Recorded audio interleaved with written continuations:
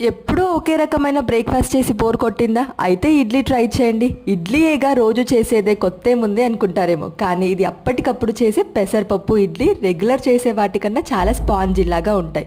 ముందుగా ఒక కప్పు పెసరపప్పు 2 గంటల పాటు నానబెట్టుకోవాలి. ఇప్పుడు ప్యాన్లో ఆయిల్, ఆవాలు, జీలకర్ర, పోపు, ఇంగువ, ఇంకా పచ్చిమిర్చి, కరివేపాకు, క్యారెట్ తురుము వేసి ఫ్రై చేసుకున్న తర్వాత కప్పు పెసరపప్పుకి కప్పు బొంబాయి రవ్వ వేసుకొని ఫ్రై చేసి పక్కన పెట్టేసుకోవాలి.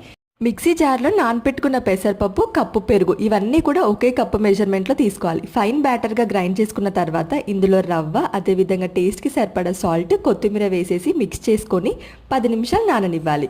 ఇడ్లీ ప్లేట్స్కి కొంచెం ఆయిల్ అప్లై చేసి జీడిపప్పుతో గార్నిష్ చేసుకుంటున్నాను. కొంచెం బేకింగ్ సోడా కూడా వేసేసి ఇడ్లీ ప్లేట్స్లో ఇడ్లీ బ్యాటర్ వేసేసుకోవాలి. ఇక ఇలా వేసుకున్న ఈ ప్లేట్స్ ఇడ్లీ పాత్రలో పెట్టి మీడియం ఫ్లేమ్లో 15 నిమిషాలు ఉడికించుకుంటే మన tasty moong dal idli ready. Spongy లాగా ఉంటాయి. మీరు కూడా ట్రై చేయండి. టేస్ట్ కూడా